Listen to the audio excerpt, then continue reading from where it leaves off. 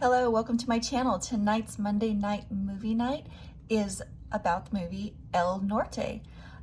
This is considered an epic film.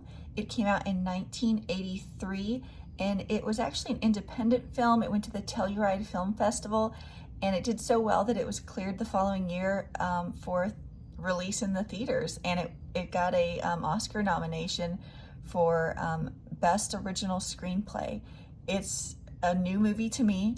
I was just blown away. I thought it was really well done, and even though it was 1983 when it came out, so much of what's going on with these immigrants in the movie are very real to what goes on with immigrants today.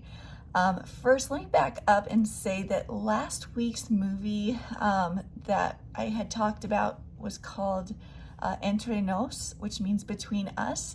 And I wanted to mention this the last week and I forgot, but on September 15th, so this past Thursday, begins National Hispanic Heritage Month in the United States. And so in honor of National Hispanic Heritage Month, I wanted to make all of the movies and films that we're watching for this month through October 15th are about Hispanic people.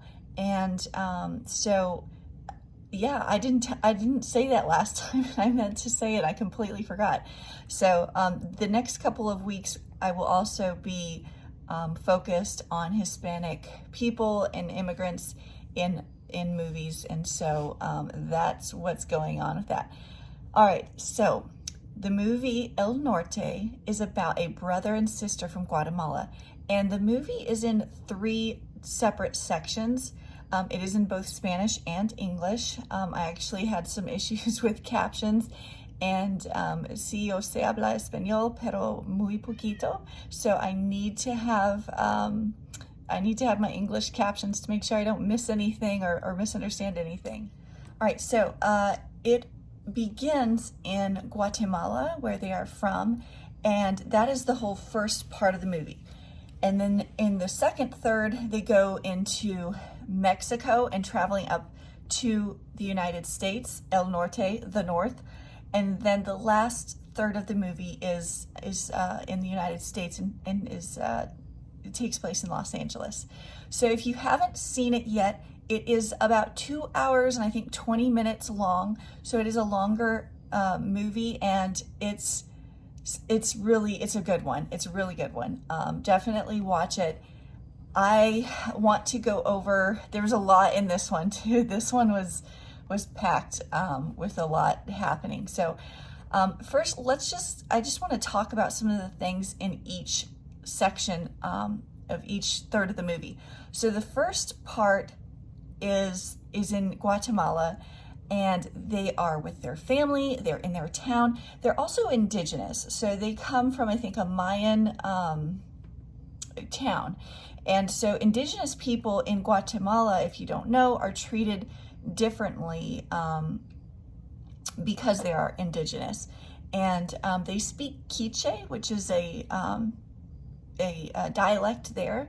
And I've represented clients in immigration cases from Guatemala that speak Quiche, and they've learned Spanish, but I always encourage them whenever going to a USCIS interview or anything where they have to get an interpreter, to get an interpreter that speaks their dialect, Quiche, instead of Spanish, just because it's important to not have any meanings lost in translation. And we see both Spanish and Quiche being spoken in the movie, and as the main characters move through Guatemala into Mexico and are talking to other Spanish speakers who are actually Mexican, there are differences in the way they express themselves, and so that's really important.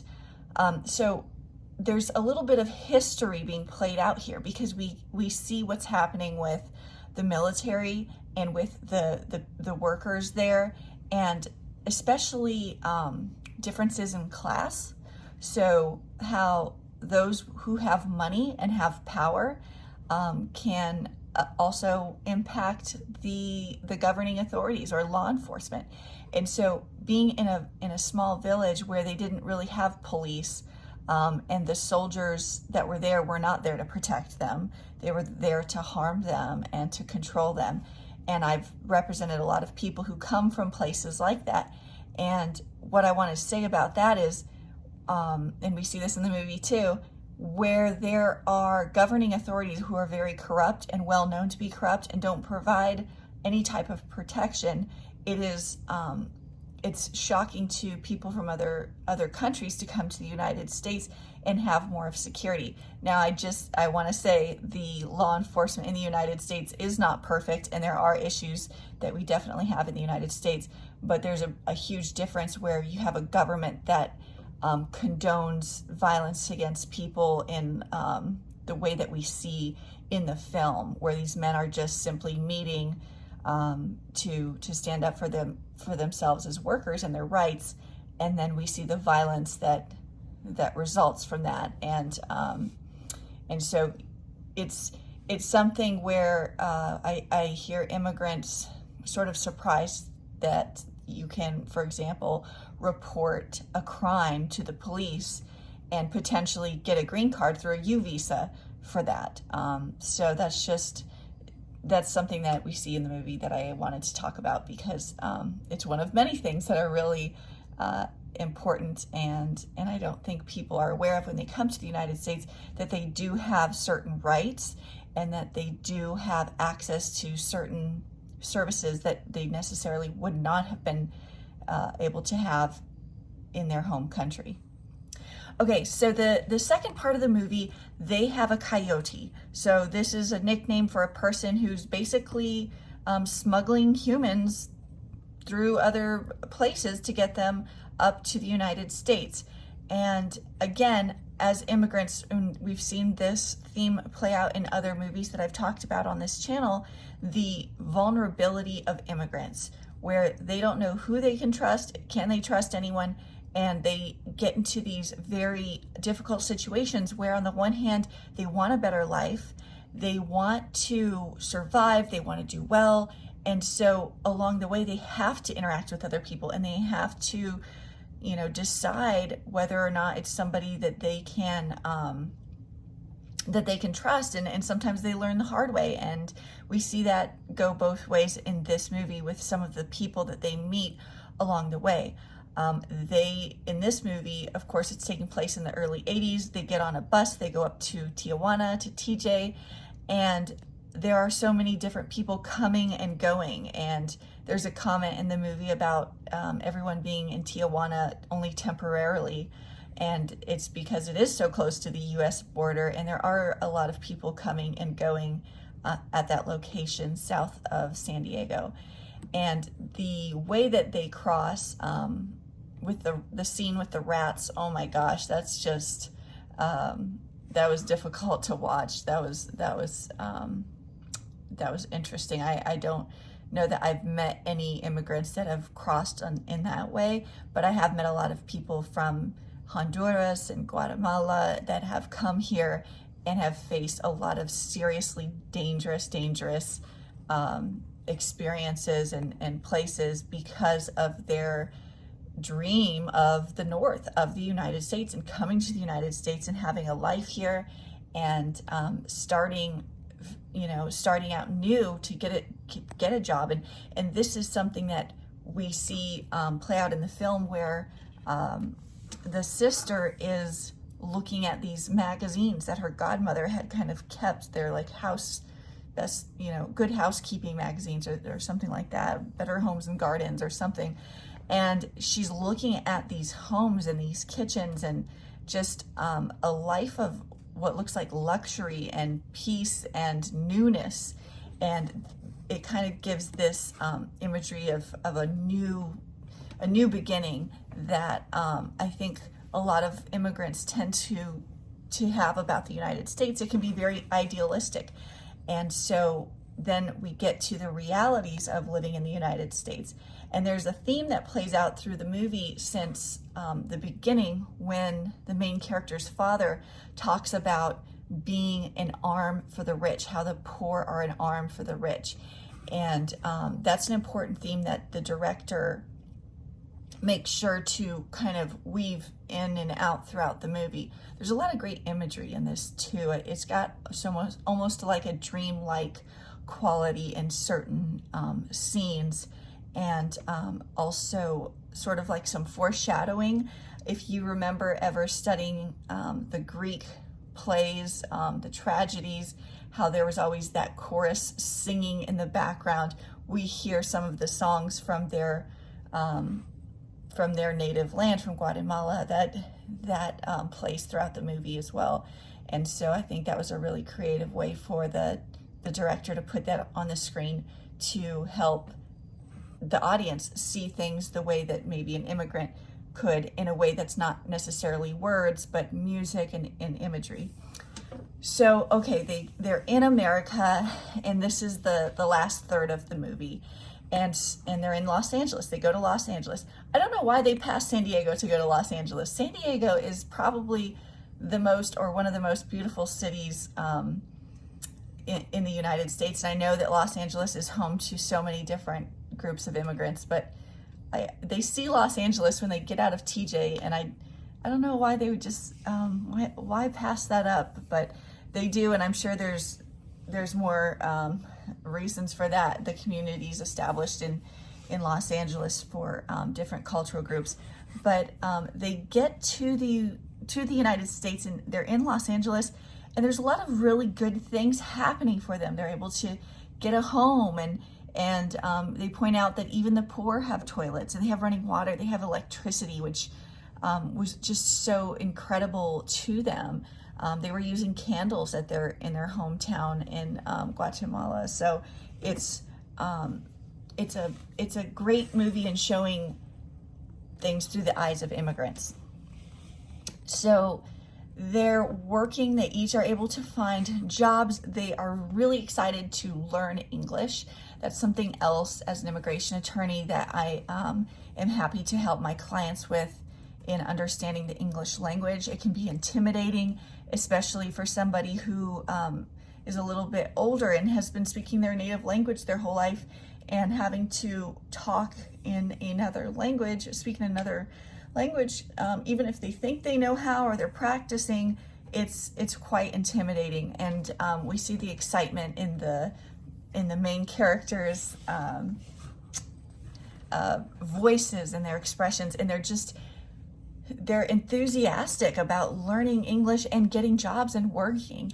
And this is something I see with my clients, and I wish that more people would see that in immigrant communities and acknowledge how much they're willing to give of themselves, and just how excited and happy they are to be in America and to be working and to try to be a part of the community. Okay, we have a visitor. All right, and the other thing I wanted to touch on is some of the complications of growing up or living in a place where you don't have access to the luxuries and the wonderful things of places where people do have money. And the scene with the washing machine, I don't know what kind of washing machines they had in 1983. I was just born that year, so I don't remember, but that was the most ridiculous washing machine I've ever seen. And if you watch the movie or you've seen it, you know what I'm talking about. And it's overwhelming to deal with new things when you're from a different culture, but then to go from living in poverty or even just in lower class neighborhoods to living in other places where people have, things that they just do in their everyday life that it can be very foreign to people. And so we see these differences in classes again in America, just like in Guatemala, where there are people with money and with power, and how they have access to things that other people don't is shown in different ways. And medical care, of course, towards the end we see that, and it's really heart-wrenching, especially because the United States being one of the greatest nations in the world, we don't have health care set up in a way that other first world countries do for their citizens. So again, another issue or topic that we see a lot of today in 2022, and this was 1983, 39 years ago. So there are quite a few things. If there's something that really struck you that you want to discuss or add your thoughts or commentary on, please do. I really liked this movie. It was my first time seeing it tonight, and I really enjoyed it. And whether you speak Spanish or not, I think it's an important one to see. And the themes and the stories being told definitely ring true today. Okay, I think I've kind of covered all of the topics and things that I wanted to. There's some disillusionment at the end, but I would say that if a person has left a country where they're surely going to die or be captured, and their only other option is to flee that country for a better life, and it means coming to the United States, then they, I think, will learn in time that it is a great place to be. The United States is a wonderful place to be, but there's also a lot of difficulties, and we see this play out towards the end of the movie as well, this realization that it is hard, it is difficult to be in the United States, and it's a different kind of difficult.